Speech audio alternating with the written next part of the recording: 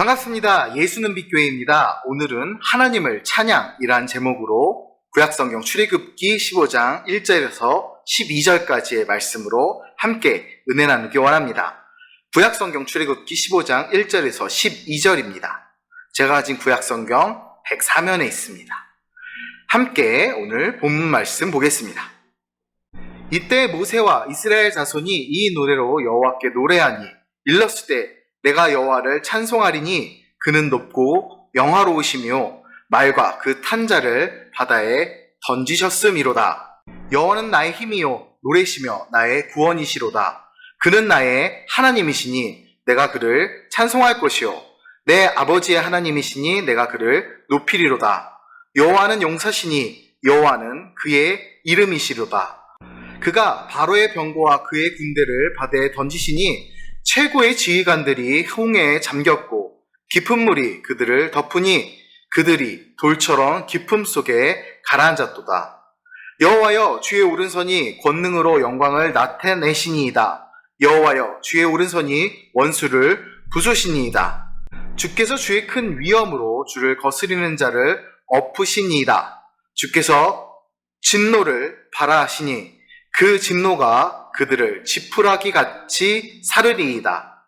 주의 곶김에 물이 쌓이되 파도가 언덕같이 일어서고 큰 물이 바다 가운데 엉기니이다. 원수가 말하기를 내가 뒤쫓아 따라잡아 탈취물을 나누리라. 내가 그들로 말미암아 내 욕망을 채우리니 내가 내 칼을 빼리니 내 손이 그들을 면하리라 하였으나 주께서 바람을 일으키심에 바다가 그들을 덮으니 그들이 거센 물에 납같이 잠겼나이다. 여호와여 신중에 주와 같은 자가 누구리이까? 주와 같이 거룩함으로 영광스러우며 찬송할 만한 위엄이 있으며 기이한 일을 행하는 자가 누구니이까? 주께서 오른손을 드신즉 땅이 그들을 삼켰나이다. 아멘. 성경에서 출애굽의 역사는 인류 최대의 사역, 예수님의 십자가 사역을 예정하신 하나님의 사랑이 나타난 사건입니다. 우리는 그런 하나님의 사랑에 대해 곡조 있는 기도, 찬양으로 응답합니다. 동서고금을 막론하고 노래와 춤 또는 시는 인간의 정감을 가장 직설적으로 표현하는 문화 형식입니다. 세계 곳곳에서 때로는 뛰어오르는 듯한 환희, 때로는 주체할 수 없는 비탄, 그리고 사무치는 한이 노래나 시로 표현되고 지금까지 전달되어 왔습니다. 시편이나 그 외의 신, 구약, 성경 곳곳에 수록된 많은 노래나 시들의 경우 다른 그 어떤 성경의 본문들보다도 하나님과 세상을 향한 인간의 경의와 그 섬세하고도 다양한 감정들을 더욱 생생하게 전해주지요. 그리하여 다른 본문들보다도 쉽고 친근하면서도 가슴에 강렬한 메시지를 직접적으로 그것도 긴 감동의 여운과 함께 전해줌으로써 더욱 널리 불리고 있지요. 우리나라에 만들어진 많은 가스펠, 복음성과 CCM, 찬양들을 보면 이 시편으로 만들어진 찬양들이 많이 나옵니다. 오늘 본문 15장에는 모세의 찬양과 미리암의 이러한 찬양에 대한 이야기가 담겨 있습니다. 홍해를 무사히 건너 하나님의 구원을 경험한 이스라엘 백성은 모세를 따라 큰 소리로 하나님을 찬양합니다. 특히 그 사건을 중심으로 네 부분으로 나누어 그 찬양을 볼 수 있는데 먼저 1절에서 3절은 일종의 서론으로서 이후 전개될 찬양, 노래의 때와 부르니 그리고 그 대상을 밝힌 후에 우선 말과 그 탄 자들을 바다에 던지심으로 자신들에게 구원을 주신 여호와 하나님에 대한 찬양의 열정을 노래하고 있습니다. 그리고 4절에서 12절은 홍해 사건을 구체적으로 묘사함으로써 세부적으로 묘사함으로써 홍해 사건의 감격을 되새기고 있죠.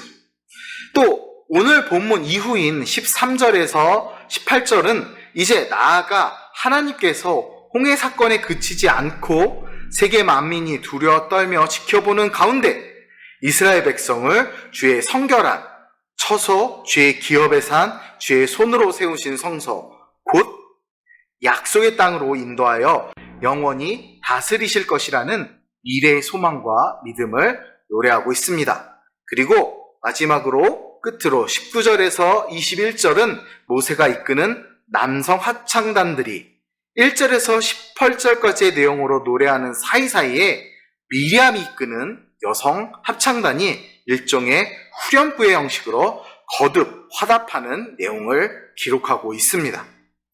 오늘은 이 출애굽기 15장을 통해 찬양은 누가 하는지 또 어떻게 해야 하는지 함께 나누기 원합니다. 더 깊은 본문 말씀으로 들어가 보겠습니다. 모세와 이스라엘 백성이 하나님을 찬양합니다. 1절에서 3절까지 그들의 찬양이 나와 있지요. 찬양은 구원받은 자들이 하나님께 드리는 응답입니다. 이스라엘 백성이 람셋에서 출발하여 애굽에서 나왔을 때에는 하나님을 찬양했다는 기록이 없습니다. 이스라엘 백성이 찬양한 시점은 홍해를 건너고 난 후입니다. 찬양은 단순히 지리적으로 엑소더스, 출애굽했다고 나온 것이 아니지요. 이스라엘 백성이 만약에 엑소더스, 출애굽했다는 그 사실로 찬양을 했다면 그 출애굽한 당시에 직후에 찬양이 나왔겠지요. 그러나 찬양은 영적으로 출애굽했을 때 나올 수 있었던 것입니다. 곧 이스라엘 백성은 홍해를 도하함으로 악한 파라오의 손에서 완전히 해방되었습니다. 하나님은 이집트의 말과 말탄 자들을 바다에 던지심으로 악한 세력을 전멸하셨습니다. 그리고 백성은 홍해를 건너면서 하나님의 자녀가 되는 예전, 곧 세례를 치렀습니다. 즉, 영적인 엑소더스, 영적인 출애굽, 영적인 구원을 경험한 것입니다. 이 사건을 경험하면서 그들에게서 찬양이 터져 나옵니다. 하나님의 명령하신 것이 아닙니다. 그들이 자발적으로, 능동적으로 자원하는 마음으로 찬양했습니다. 구원받는 자들이 기쁨으로 하나님께 응답하는 것, 이것이 찬양입니다. 모세와 백성들은 내가 그를 높이리로다 라고 말합니다. 백성이 하나님을 높인다고 해서 하나님이 낮아지거나 높아지시는 분일까요? 아닙니다. 하나님은 언제나 높으신 분이십니다. 그러나 하나님은 언제나 그 높으신 분이기 때문에 찬양하는 이들이 높인다는 것은 자신들이 구원을 경험하니 비로소 하나님을 높은 분으로 인정할 수 있게 되었다는 뜻이지요. 구원의 하나님, 전능하신 하나님은 날마다 찬양받기 원하십니다. 여호와는 우리의 노래이십니다. 우리가 매일 매순간 노래하고 높여드릴 대상은 오직 여호와 한 분뿐이십니다. 파라오의 군대는 막강한 군사력을 갖고 있었습니다. 특히 이스라엘 백성은 오랜 세월 노예 생활을 하면서 그들만의 군대를 만든 것이 아니었기에 군사력 면에서는 거의 문명 수준의 차이가 있었습니다. 좀 더 쉽게 이야기하면 이스라엘 백성들은 거의 신석기 세대 혹은 청동기, 초기 청동기 시대 정도의 문명 수준이라면 이들은 초기 철기 혹은 후기 청동기 시대 정도의 크나큰 문명 차이를 갖고 있었지요. 다른 표현으로 칼 들고 싸우는 군사와 소총과 미사일로 무장한 군사의 싸움과 같았습니다. 이 바로는 최정예 병거를 선발했고 모든 지휘관들을 동원했습니다. 그들이 행군하는 그 길, 돌격하는 그 길에서는 엄청난 굉음과 흙먼지가 일어났겠죠. 그렇게 홍해의 앞까지 왔습니다.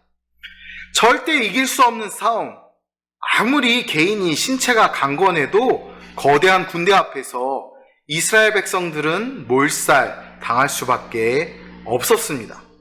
그런데 그들은 하나님이 덮으신 물에 돌처럼 가라앉았다 5절에 기록합니다. 돌은 땅 위에서는 크고 무거울수록 강하지요. 그러나 그것이 물에 빠지면 크고 무거울수록 빠르게 그리고 깊게 가라앉습니다. 세상의 강함이 하나님 앞에서 약함이 되는 것입니다.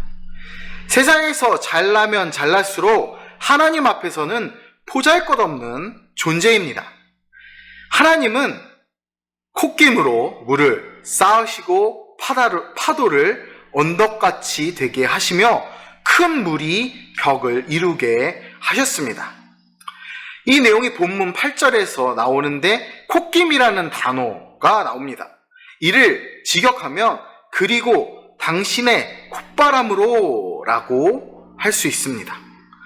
코 또는 콧구멍으로 뜻하는 아프는 창세기 29장 또 민수기 11장 신명기 13장 등에서 분노의 감정을 표현할 때 자주 사용된 단어입니다.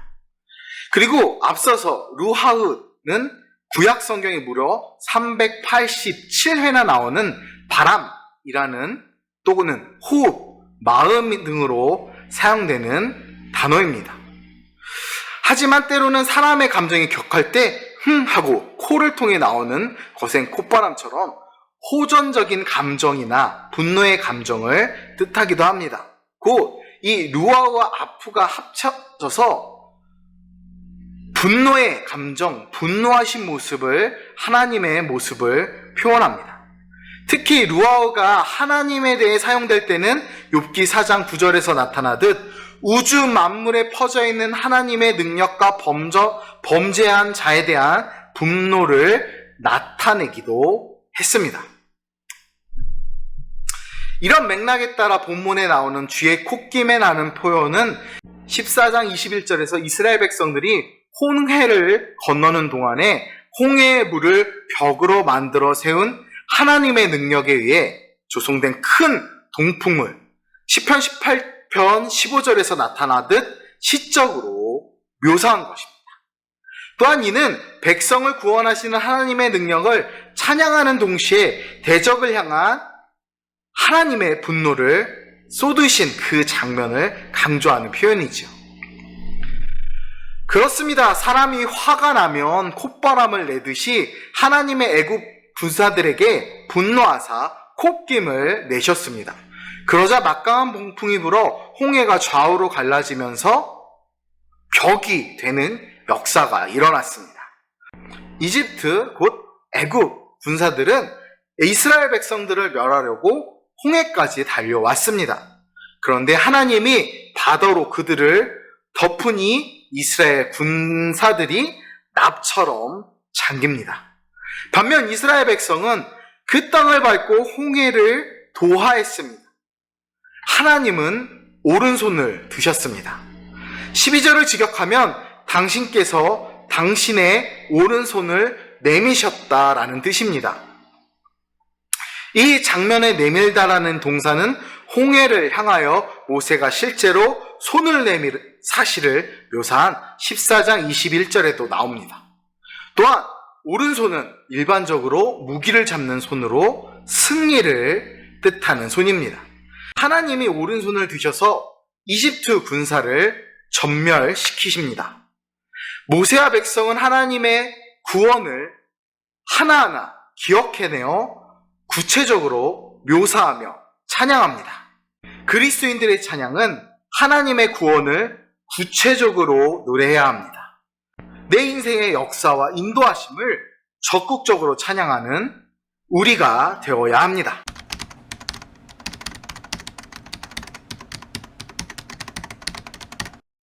우리는 홍해의 기적을 통해 모세와 이스라엘 백성들이 하나님의 크고 위대하심을 다시 한번 깨닫게 되었을 때 그들의 입술에서 하나님을 찬양했던, 흘러넘쳤던 바로 그 찬양을 기억합니다. 전능하신 하나님의 크고 놀라운 기적 앞에서 그들은 그 감격과 감사와 기쁨의 마음을 억누를 수 없었던 것입니다. 여러분의 삶이 무겁고 힘겹게 느껴질 때마다 하나님이 여러분에게 은혜로 주신 것들을 다시 한번 헤아려 보시기 원합니다. 넘치도록 부어주시는 하나님의 은혜와 사랑에 감격하여 여러분의 입을 열어 진실한 감사와 경배의 찬송을 하나님께 드릴 수밖에 없을 것입니다. 유명한 성악가 루치아노 파바로티는 음악 감상에는 두뇌가 필요 없다고 말했습니다. 그러나 하나님을 찬양할 때에는 하나님이 우리를 구원하셨다는 믿음이 필요합니다. 구원받은 자는 하나님, 그리스도 예수님을 향한 믿음을 갖고 있어야 찬양할 수 있습니다. 구원에 대한 응답으로 매일, 매 순간 구체적으로 하나님을 찬양하기 원합니다. 하나님은 우리의 노래이십니다. 감사합니다.